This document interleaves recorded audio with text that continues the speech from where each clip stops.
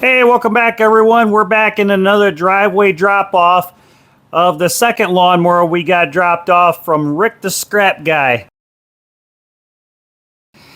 Now, this is a lawn chief that you saw in that last driveway drop-off we did of that 1970 Sears we got up and got running at. And if you have not seen that video, I'll post a link of that video at the end of this video if you want to check that out. Those that saw that know that was in rough shape and it was a lot of work getting that engine up and going again. Well, this isn't the 3.5 horse Briggs engine. This has got the 3 horse Briggs engine. Again, this is still another great engine. And we'll go through and we'll start getting this thing tore apart. I'm not sure what year this lawnmower is, being it's missing the shroud like the other one was, and we're going to have to find one of those. And as well, we're going to start off right off the bat when we get this engine off this deck is we're going to pull the sump off this like we did that other engine, because there's no oil dipstick in this engine and this thing's been wide open and the crankcase is full of water. So I'll come get you guys and bring you over here and take a look at our patient here. When some of these old lawnmowers don't have shrouds on them, sometimes I can, decipher the year by the the tags on the deck itself, but this has been outside so long, it's in the sun, it's faded, and I can't even read it. But as you can see, this thing has been outside for quite a while.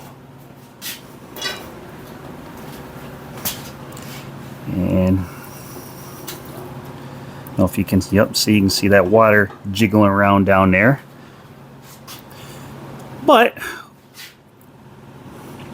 this is what she is. And see, this is another reason it kind of leads me to believe this is late 80s, maybe early 90s. It's got the metal discharge chute on it. And, this is the type of handle that it has. It mounts on the deck for the handlebars.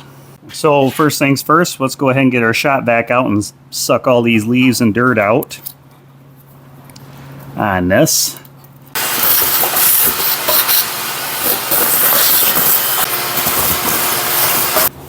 Alright, so unfortunately the shape this lawnmower here is in, we're going to be doing a lot of the same thing that we did to that 70 Sears. We need to get the water out of this crankcase. We'll do this first thing, so I'll pull the plug and get that drained out, and I'm going to get the motor off of this deck itself. Let's go ahead and pull this bottom drain plug out and see how much water we get out of this. Whew. Oh yeah. Check that out, everyone. All that water in that engine. Boy.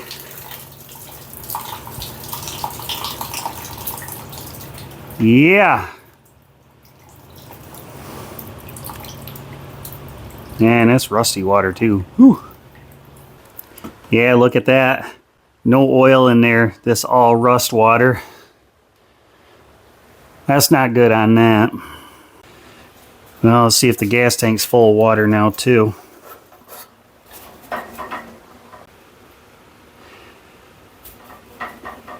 No.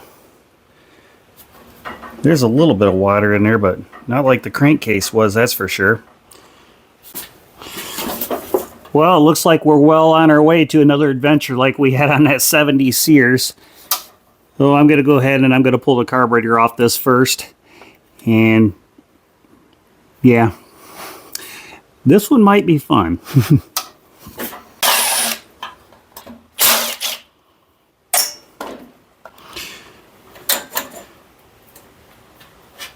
Oh, you're ever working on a project like this? Hey, get yourself one of these magnetic trays here. They're real handy to put your bolts in.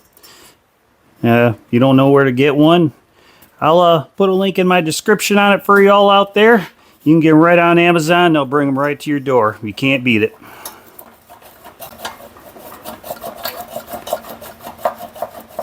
Well, that's definitely been on there a while.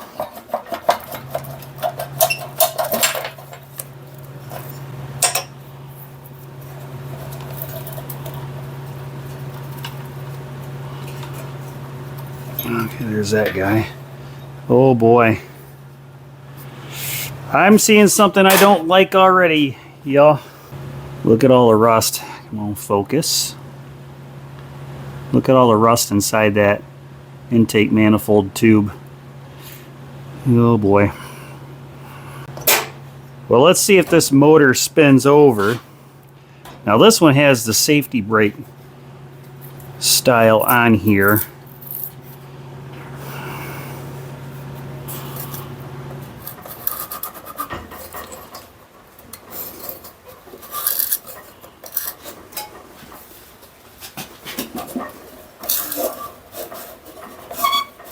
Well, it turns over, it's dry, but it's not locked up. All right, so the next part here will take me a little bit.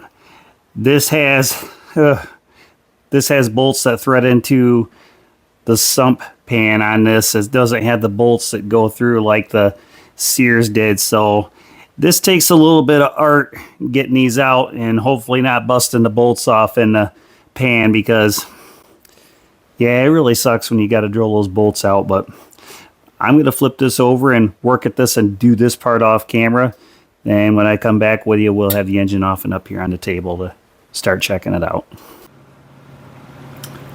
All right, well, we got this engine off that deck.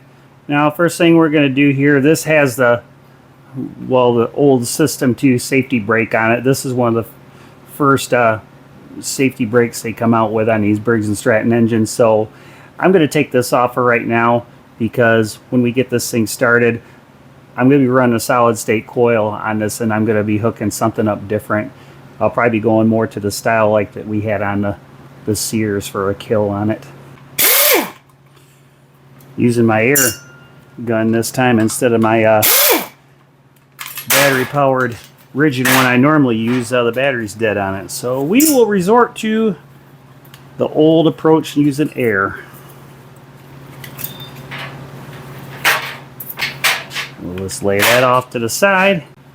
Well, it doesn't look very nice down inside that crankcase where we drained that water out of it. I'm here to tell you, she don't look too friendly. All right, so the next thing I'm going to do on this is I'm going to go ahead and pull the head on this, and we'll roll this thing over. See if we got any stuck valves on this guy.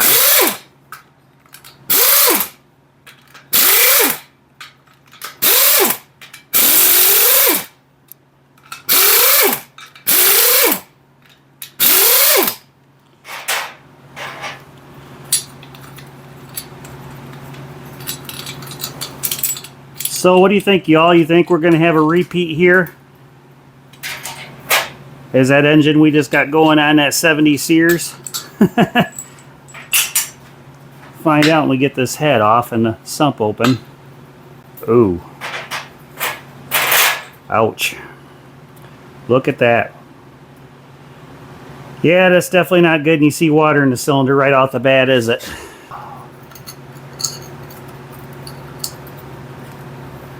Head gasket's in decent shape. I'll be able to reuse that.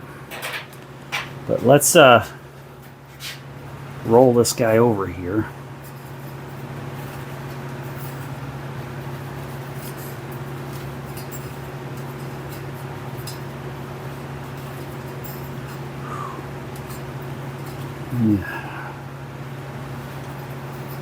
See the intake valve. Well, we're ahead on this guy already.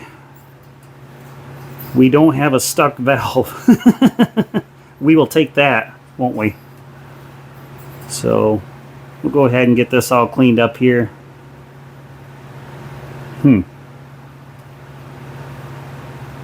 That's mud's what that is. Alrighty.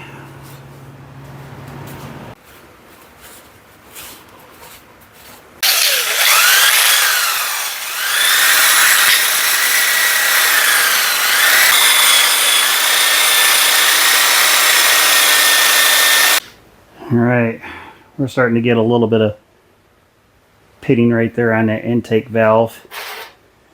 But what I want to do here next is I want to pull this intake manifold tube off, since I didn't really like what I saw there inside it.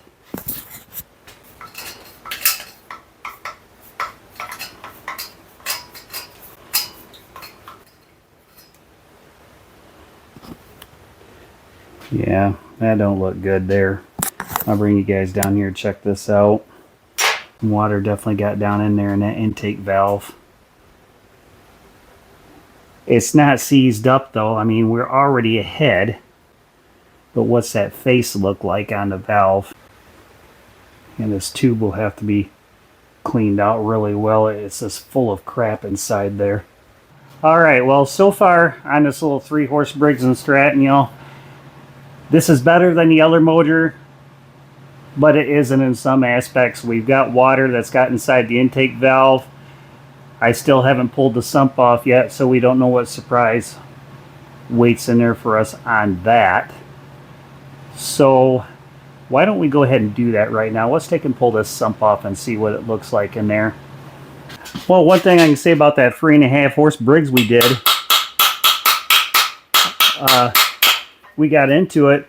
It's not going to leak oil with a new PTO seal here and a new sump gasket, new head gasket, and where the valve breather assembly is, that's a new gasket. It's kind of looking like this engine right here is going to go down that same path in a way.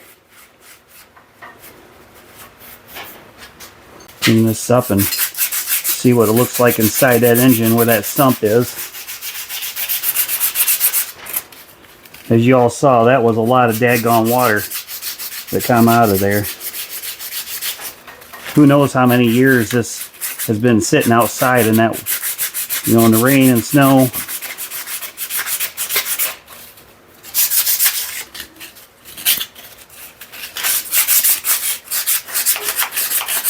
I always recommend sanding these crankshaft ends before you pull your sump off. It makes them slide off a lot easier and get that rust off and not damage that housing inside that sump when you pull it off.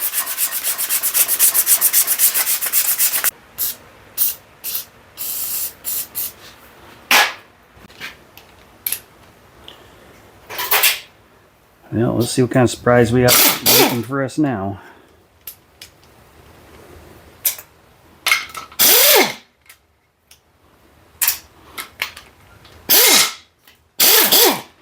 I can honestly tell you all that this sitting here working on this motor, it smells like nasty water that's been sitting. It smells like nasty rainwater that's been sitting in a gutter for a while. I think we all know what that smells like when we clean our eave troughs out sometimes. It's not pleasant. Come on, baby. Come on up there.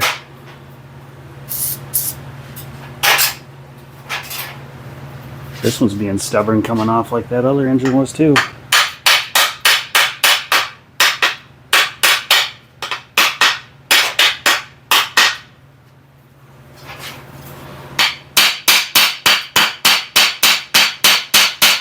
There we go. Now I'm starting to see a little bit of a gap there.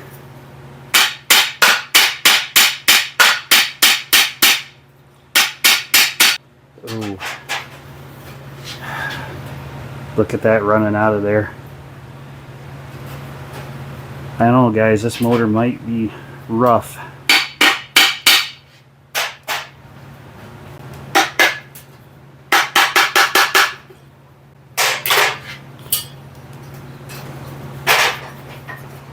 This sump is really fighting and coming off there.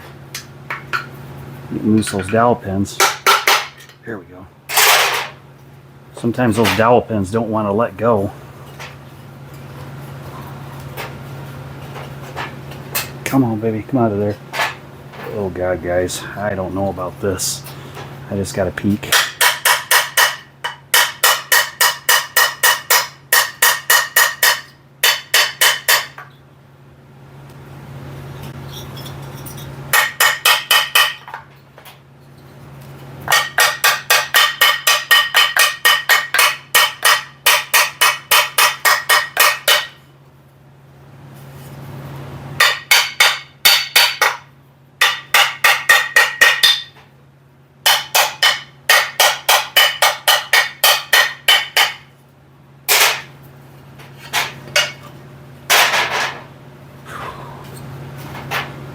Well,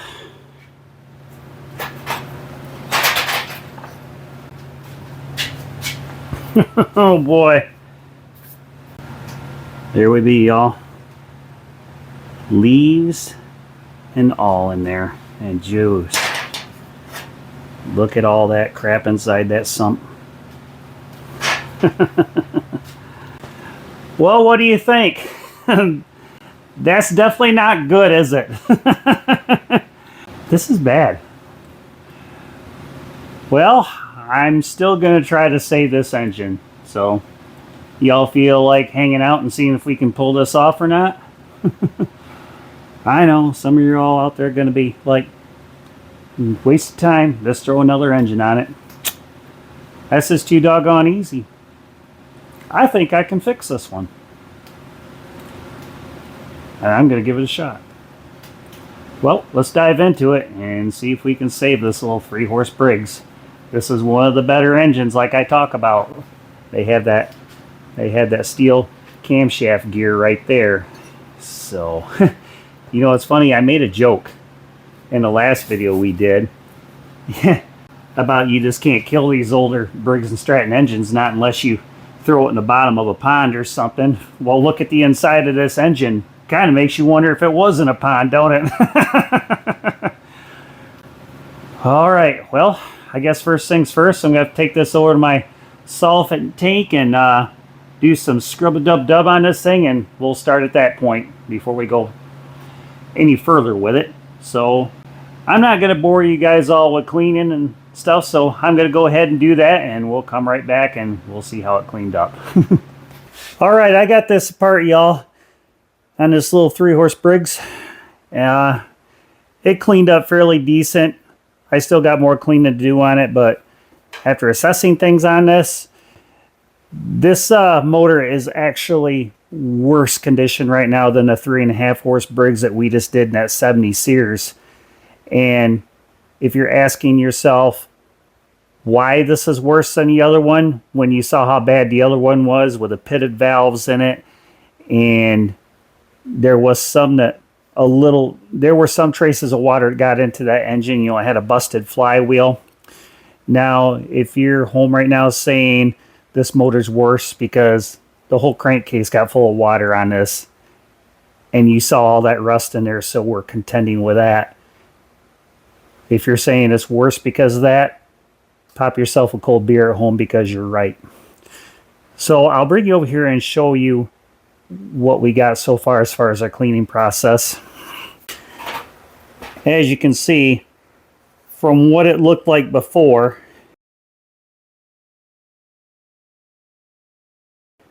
to where it is right now, this is 100% improvement. You've seen how bad the sump was. This is where this is at now. The camshaft is out. I'm going to have to take and clean the rust off those lobes on it. The valves here, they don't look awful, but that one right there on the intake is kind of sketchy. So like the other one, we're going to have to do a valve job on this. I still got to clean the head up on this.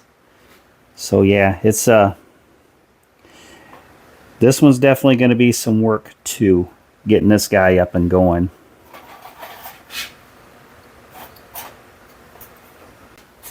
So what we're going to do with this is I'm going to roll this piston down in the motor a little bit.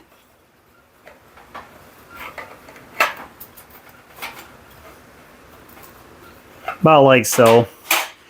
And I'm going to take some Marvel's mystery oil, and we're going to pour in this cylinder. And we're going to let that sit in the cylinder for 24 hours. And let that soak on down through there, because yeah, we're going to have some rings that are sticky on this, and that Marvel's mystery oil does wonders on that. So I'm going to call it a night. I'm going to go in and I think I'm going to go in and have me some spaghetti, maybe a cold beer, let that Marvel's mystery oil soak in that cylinder, and leave it alone. And we will come back out on this another day, and I'll do some more cleaning on this, and work at getting the valves cleaned up and do a valve job and getting this put back together. So we got a long way to go here when they're this rusty. Well, we're on a new day here, and I've been doing some more cleaning on the parts. I got this camshaft all cleaned up and wire wheeled pretty decent. You know, you can still see some pitting on the outside of that face, but overall the gears, they cleaned up fairly decent. They're not awful.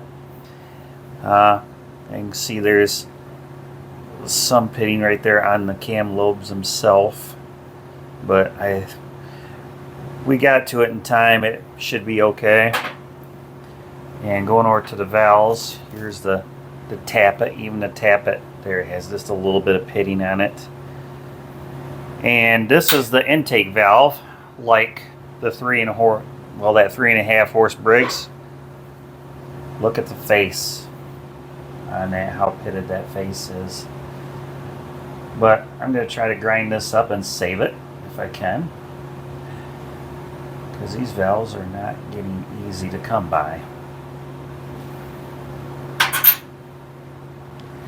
But the exhaust valve, you know, that looks beautiful compared to the intake valve, doesn't it? I took and I got the cylinder head all clean and resurfaced up. So yeah, you're gonna want to resurface your cylinder heads, because that gives it more high performance there.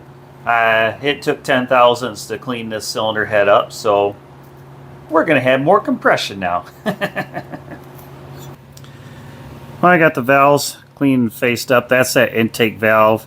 There's a small little pit there on there, but it'll be alright once we take and lap this in.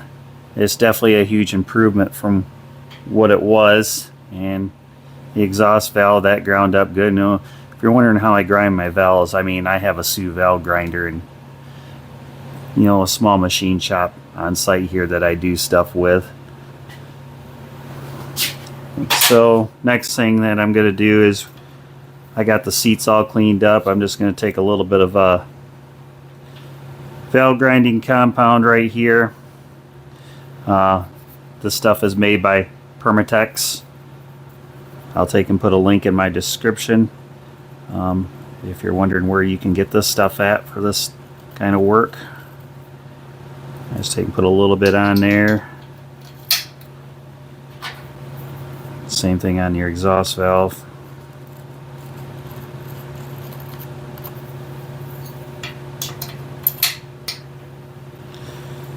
And got one of these little lapping compound tools. I'll even throw a link in my description on that if you wonder where you can get one of these at. So simply just take and get this nice and dry so it's not oily, otherwise your tool is going to slip. This has some pits in it too, so that might be kind of challenging. Let's try this one that's smoother. There we go. Just kind of work it back and forth like so.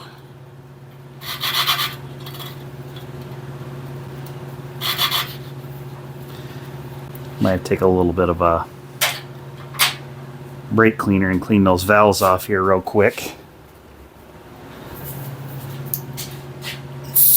because the valve grinding fluid is making it slippery.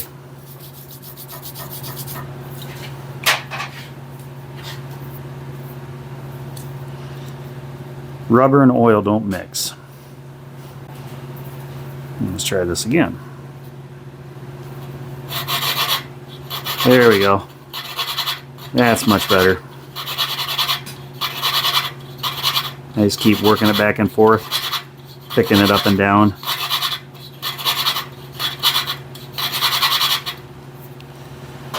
And I'll pull it out and check my seat.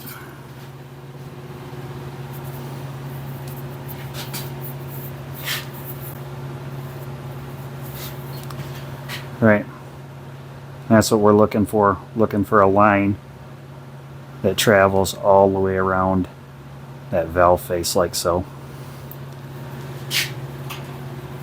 And that one is done.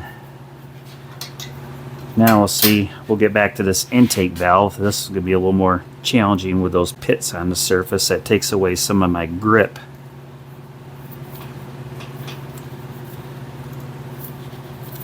Because this is a suction that goes on there, and when I got some pits there, it's taking away my suction.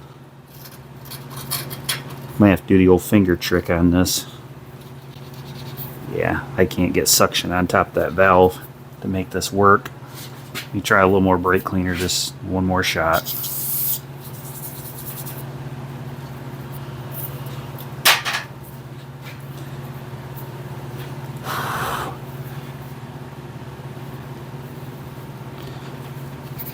Nope, that ain't gonna work on that valve with a pit, so kind of do it like this back and forth. It's harder, but we can still make it work. What's cool on some of the old valves back in the day, they had a slot in the top of the valves that you could put a screwdriver in to lap them in. It was definitely a lot easier.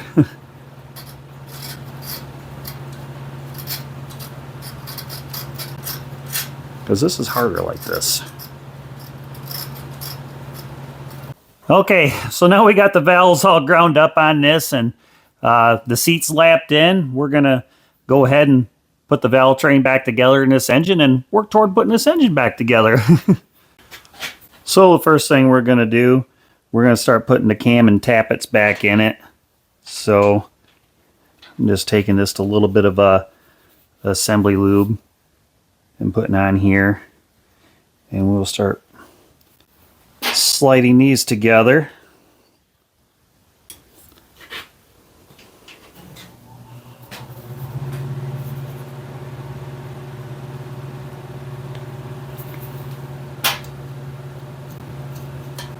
So, all right, now we gotta get this cam timed.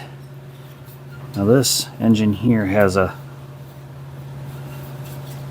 hash mark right there that we have to line up with this tiny mark on your cam gear. So we'll go ahead and pop this in, put some lube on the journal here, and as well on our cam lobes. That's one thing I like about this engine assembly lube. It's sticky and it doesn't roll off the cam lobes when you put it back together.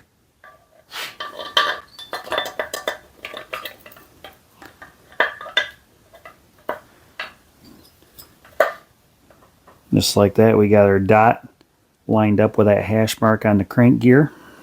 In order to adjust the valves on here, you do have to put your sump back on to do this, because this is support on that camshaft gear. If you do it without it, it's not going to be accurate when you check your valve lash settings.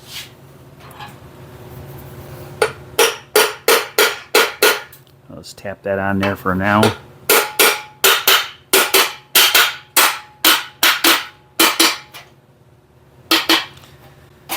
Okay. Now we'll check our valve lash setting on this. See what we have. Might not have to do anything on the exhaust, I'm guessing. So I want 10. Okay. Okay, yeah, we're beautiful on the exhaust. I can get a 10 thousandths feeler gauge in here, but I can't get a 12. So we'll leave that one alone. But the intake's going to be a different story. More than likely, I'm not going to be able to get anything into that. And I can't. I put the 6 thousandths in there, it pushes the valve up. So I'll go grind this and get this adjusted, and then we can get the springs put back in. And there's our valve springs and retainers installed. So now I'm going to pop this sump pan back off, and we're going to reseal this up. Okay, now we're going to put our sump back on. So I already got my sump gasket right here, and also I already installed the PTO seal in here just to save time. So this ain't getting to be a super long video. So what we need to do here is I go through and we got our timing marks lined up with a dot that's on the cam gear with a hash mark that's on the crank gear. I'm just going to go through and put some of this assembly lube on the gears just to eliminate, you know, a dry startup.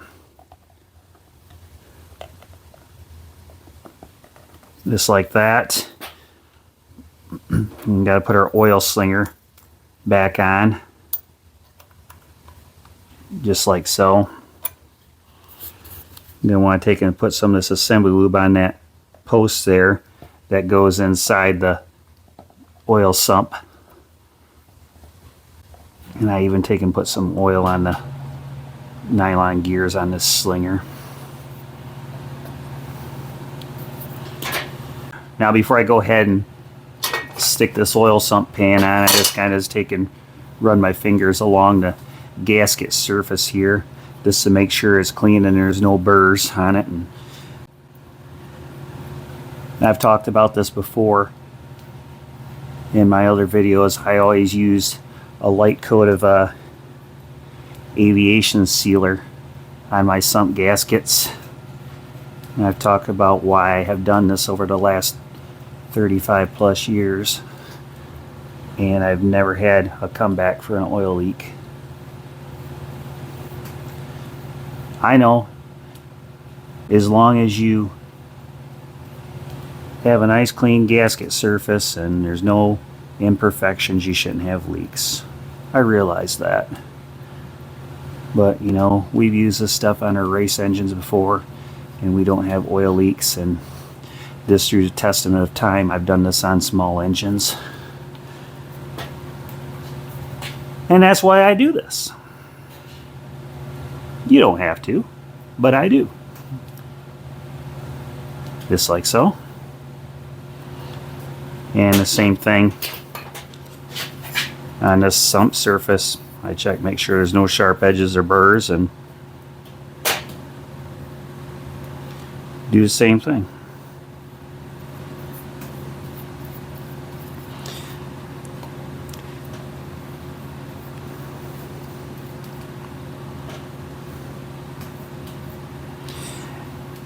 You should check your crankshaft end play on these.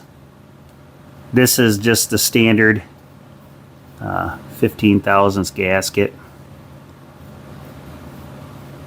And I didn't put a dial indicator on it. I just took, and when I would clean this, I put the gasket on there with a sump. And you know, if I can take and move the crankshaft back and forth in there and it's not locked up tight, you know, you're good. As long as it's not excessive. But it's real obvious if you have a problem. Obviously, if your sump, where your crank housing is, if this is all galled up right here and chewed up, you're going to need a new sump anyway. So I'll take and put some assembly lube in where that camshaft lube goes, the camshaft housing. And you got your crankshaft housing. I take and put some in there so this isn't dry. Alright, now we're ready to batten down the hatch here, and away we go.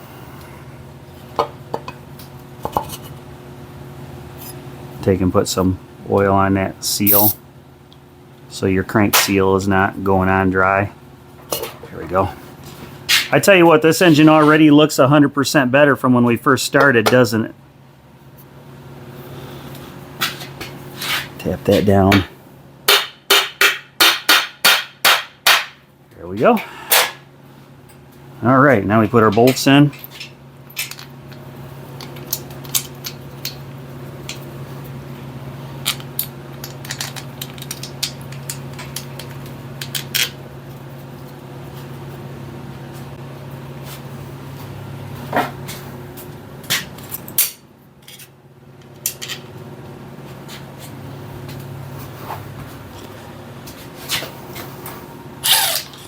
Run these down, just snug them, then I'll hit them with my torque wrench.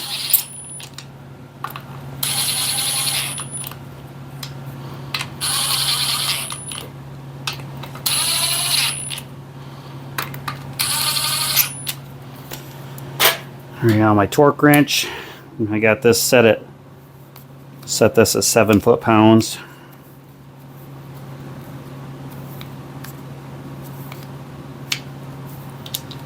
All right.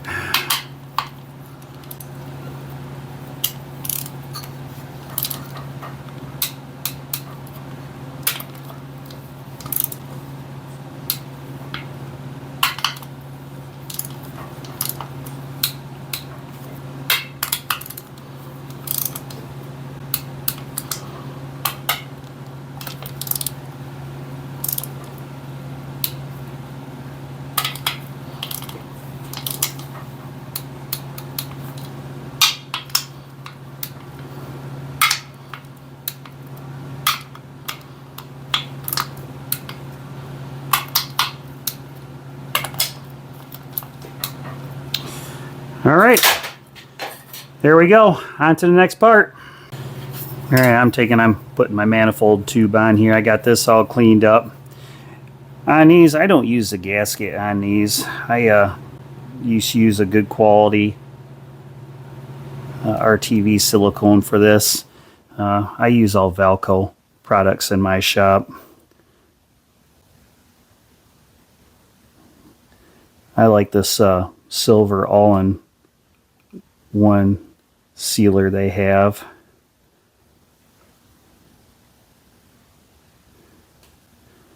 So I'll just coat that like so. Pop my screws in. And then I'll just take and screw this down on the block.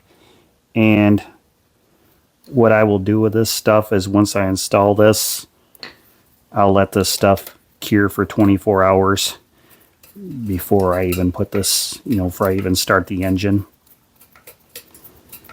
Alrighty, we're getting closer on getting this motor put back together. Hey, I want to show you something. Look how nice this engine rolls over right now. Give her a spin. See, I can roll this over with my hands just as nice as can be. You see the exhaust valve opening. Now the intake valve comes up and opens. So now our next step here is we're going to put the head on and get that torque down. Now what I'll do here before I put the cylinder head on, I'll drop the piston all the way down. And I got some of this Bardol no smoke. I'll just take in my finger and put some of this inside the cylinder wall here, just so we're not starting this up on a dry, starting those rings up on a dry cylinder being aluminum block. Then too, this stuff you'll want to a first start. It does help with the compression for an engine that has been sitting for a while until we can get this thing running and getting some heat in it to get those rings to pop back again. Here's another trick that I can do. A lot of people will disagree with me on this, but I'm telling you, I've been doing this for over 30 years and you can do this with this type of engine. This has one of the better metal head gaskets on it, and you can reuse these gaskets a lot of time and prior, as long as they look like this. I'll show you. As long as this gasket does not have any splits in it or burn marks where the head gasket was burnt, you can reuse this again, which this one is in really good shape. So, and also too, if you're going to do this, you're going to want to make sure you have a nice resurfaced cylinder head. Now, this is an old farmer's trick that you can do on these is when you reuse a metal gasket like this, take yourself some, this is just some heavy duty grease, and you can coat the head gasket with this grease before you install it, like so. Those that remember on my Simplicity Wonder Boy 600, we're working on that restoration, that 6-horse Briggs on there. That head gasket was in really good shape. And when we got that running, I did the same thing with it. I was able to reuse it like this. So I'll take and coat both sides of this gasket.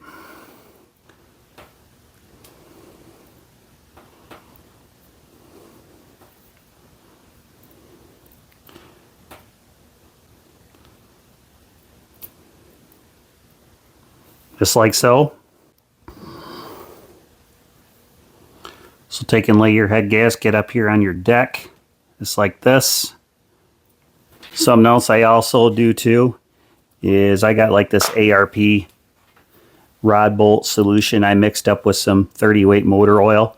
I'll take and I'll coat my head bolt threads with this stuff, just so when you tighten these steel bolts in on that aluminum block, you know, it has a little bit of lubrication and there's less risk of pulling those threads on the block.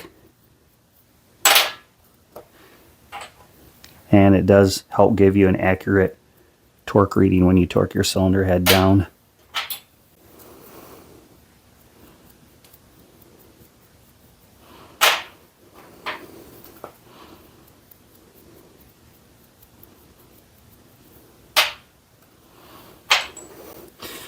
What do you think, y'all? This is kind of weird. What do y'all think about this? I gotta say, you know, my Will It Run videos are usually half-hour videos, but these last two, they've been a lot of work. And geez, they've been a little longer. Have y'all noticed it seems like the Will It Runs I've been getting, Rick the Scrap Guy, he's been dropping things off to me that are more challenging, that need more work. Haven't really got anything gravy lately, have we, y'all? That's alright. I don't mind a challenge. Now I'll take and drop our cylinder head down with a couple bolts to help guide that gasket in place.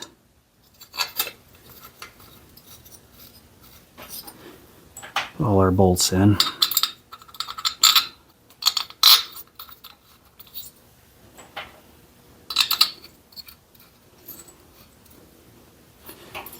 And don't forget our carburetor mounting bracket assembly here.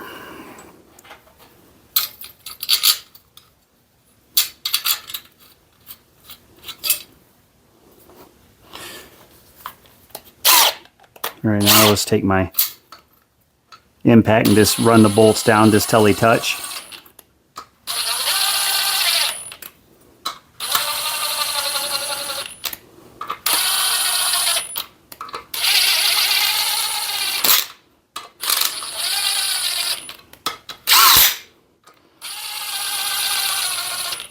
Alright, now I'll take my torque wrench, and these are 5/16 bolts. Your torque spec for a 5/16 18 bolt is 18 to 23 foot-pounds, and I will put these at 20.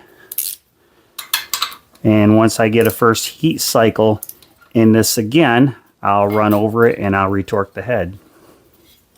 Especially want to do that on aluminum block and cylinder head.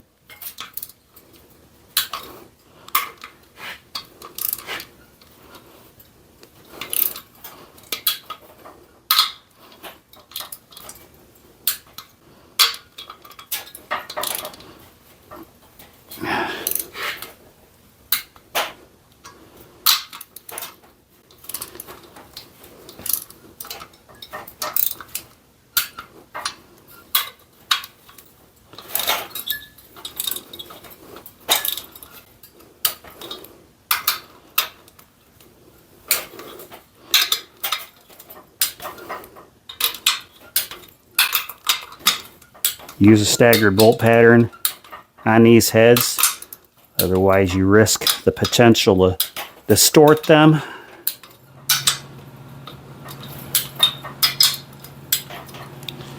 Alrighty, there's our cylinder head all torqued down. So I decided on the kill on this engine. I'm going to go ahead and I repaired the original System 2 design, just simply because, you know, you really don't see a whole lot of this style out there anymore. So I took and I repaired the wire that goes under the engine. I just took and cut some shrink tube and slid over this and shrunk it all up good just to cover up some of the bare spots that were on it. So we'll make sure this wire is good. So just simply I just take a lead and put in one end of it with my multimeter, and we're just checking it for continuity. Make sure it's a continuous circuit. So there's no breaks in that wire, so we're good. And now I can install this, and I'll just have to find a cable to go on the lawnmower itself. Well, so it's another day here working on our 3-horse. We ran into this late last night. I'm starting to put everything back together. The starter clutch on here is giving me an attitude. This is froze right up on the crankshaft, so we can't even spin this over. I've had this soaking with liquid wrench overnight. I've heated it, and it just will not move.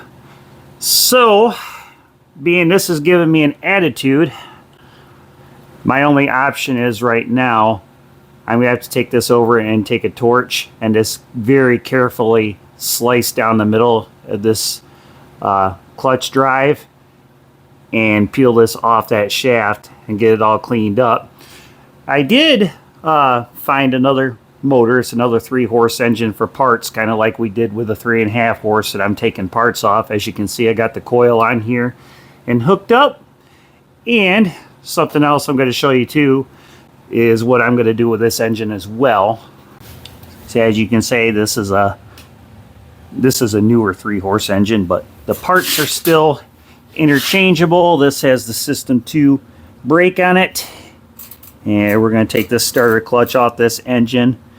And something else I'm going to do, the one that was on our engine we're working on, this has a plastic carburetor. You know, it's still a choke style. I don't like these carburetors on these, so what I'm going to do, this one here is a metal style carburetor, so we're going to do what we did on that 3.5 horse and take this off and, you know, clean it all out really good and put it on this engine, and hopefully we get just as lucky with this one as we did the other one. So like I said, this starter clutch, this is just being a flat out nuisance, so I'm done with it. So I'm just going to take and slice this like I said and remove this. So I'm going to go play surgeon with this, and I'll be right back with you. Alrighty, well, we got this 3-horse Briggs all together right now. Yeah, I had to replace the starter rope on this. That was shot. And I got the carburetor on here, and once I got all the grease cleaned up off this carburetor, well, let's just say I was very disappointed because I thought this was a metal carburetor, and well, it's one of these plastic ones. Well, they weren't as good as the metal ones, so I thought about it. It's what I got at the moment here. So we'll try to make this one work, because either way, I still think this one, I think this one would be better than the one that was on it, just simply because the other one was just wide open outside in the weather for years. So, well, let's, I got this set up, and let's see if we got a spark on this guy now.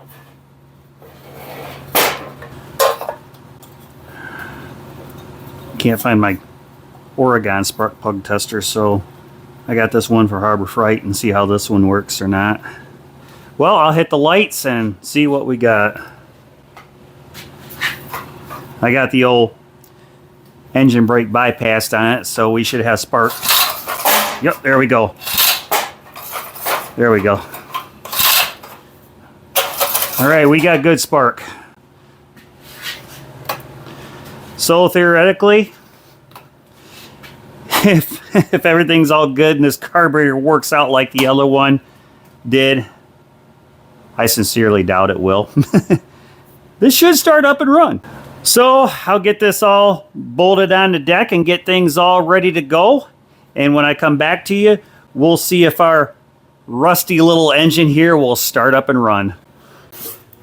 Well, the motor's on the deck here. I had to do some work on the wheels here because I'm sure you noticed before we took this apart, the wheels are kind of janky on it. Well, I've got it full of 30 weight oil, so now the next thing is, well, let's put some gas in this thing and see if it's going to start up. And the big test, if this carburetor is going to work out or not, or if we're going to be pulling the gas tank and carb off and cleaning that out and putting a gasket in it. Well, let's cross our fingers and see what happens. I will say this gas tank that was in that parts motor I had is in really nice shape.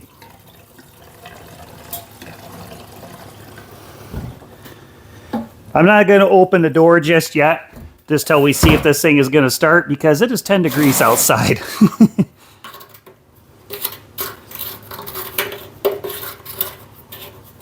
I do not have the zone control cable for this yet, so I just got the engine brake bound forward, so it will start until I can get that cable. But well, let's see what happens. I'm going to see if this thing will start with just a manual choke before I hit it with some hot start first. All right, let's give her a go.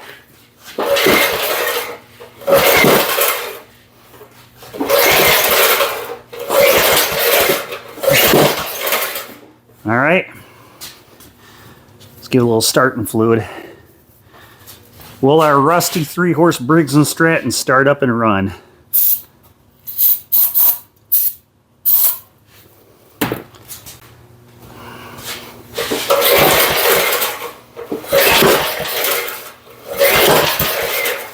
Ooh, she coughed a little bit there. That's a good sign.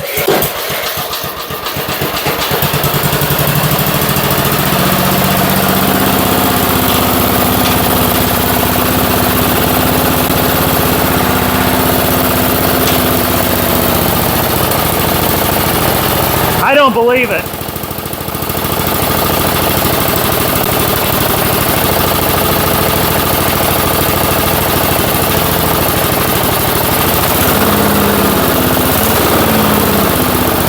She lives.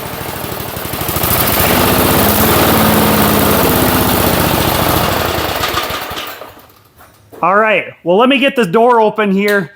And I tell you what, I cannot believe, no way. Usually these plastic carburetors aren't like the metal ones. I can't believe this thing started up and picked up fuel like that. Well, that's just a living testament. You know, these older carburetors are better than the newer Pulse Prime carburetors they came out with it. The diaphragm always goes bad on top. Let me crack that door open and let's play around with this thing, get it running.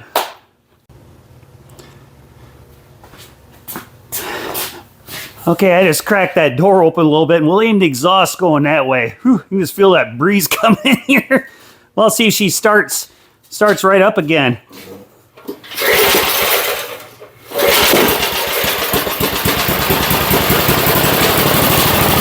I can't believe that, y'all.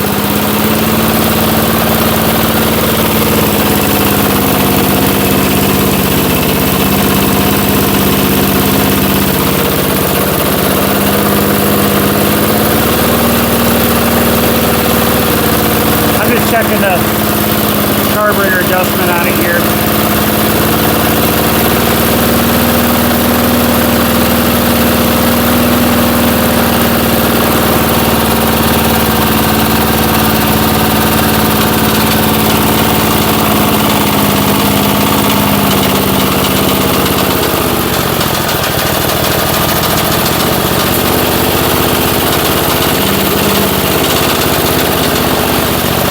There's a baffle inside that deck there, it's kind of loose on it.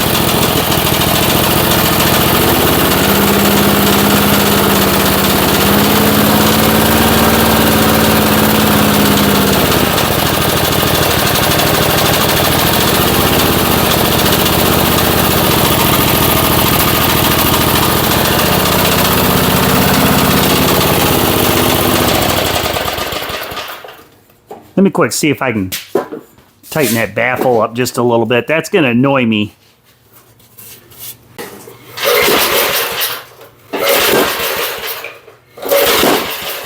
Come on, baby. Oh, the choke's wide open on it. That's why. Okay.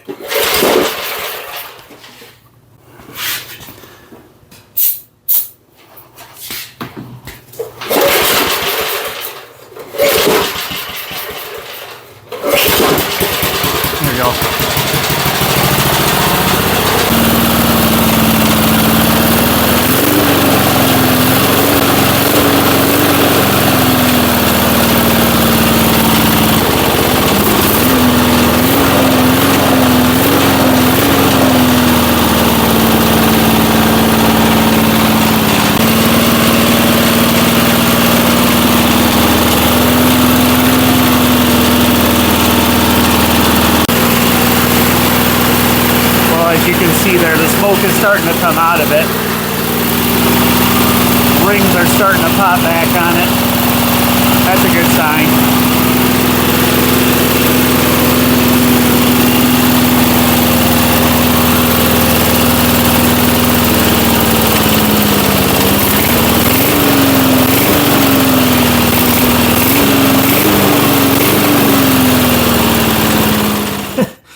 Well, how about that? This is definitely another one for the books, isn't it?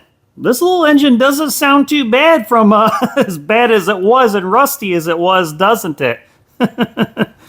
Wow, I tell you what, I'm just amazed that this carburetor worked and runs as good as it does, because I honestly have no idea how long that parts motor has been sitting that I have. You know, it's one of these things, I get lawnmowers and I part them out and I throw the engines up on the shelf, and who knows when I come back to them again. But wow, this little, not bad. As you can see, you know, when we first started up, it did have a little bit of smoke to it, but the more it ran, it started to come out more, which I totally expected that. And, you know, we never pulled the piston out of this engine. You know, we just cleaned up everything in there and soaked it all down good. And yeah, these little, like the 3.5 horse Briggs, these were good little engines here.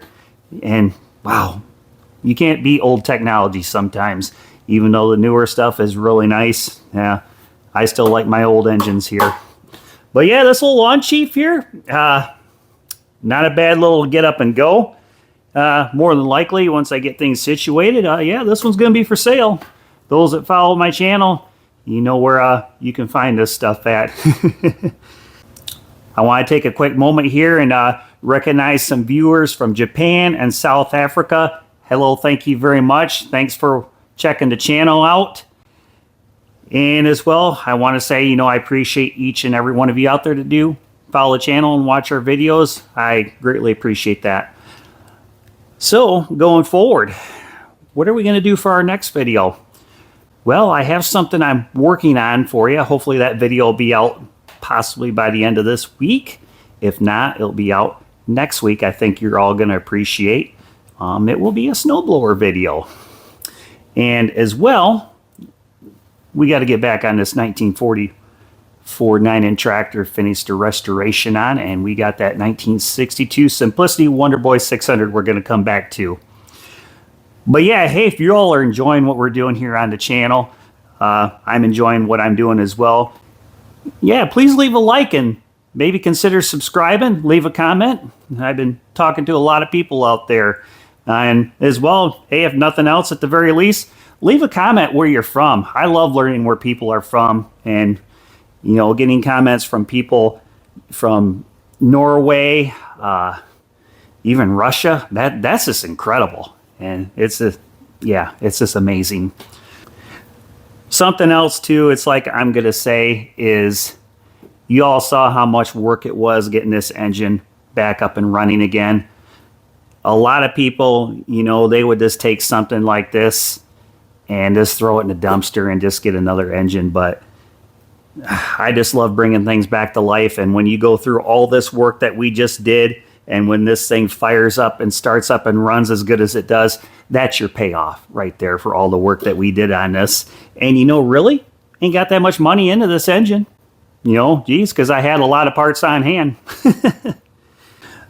So, until next time we see you in our next adventure of a driveway drop-off of working on old rusty engines like this that get abused, and or this, we just never know, do we? So until next time, I'm Sean Parmley, and we'll see you in our next video. Take care, everyone.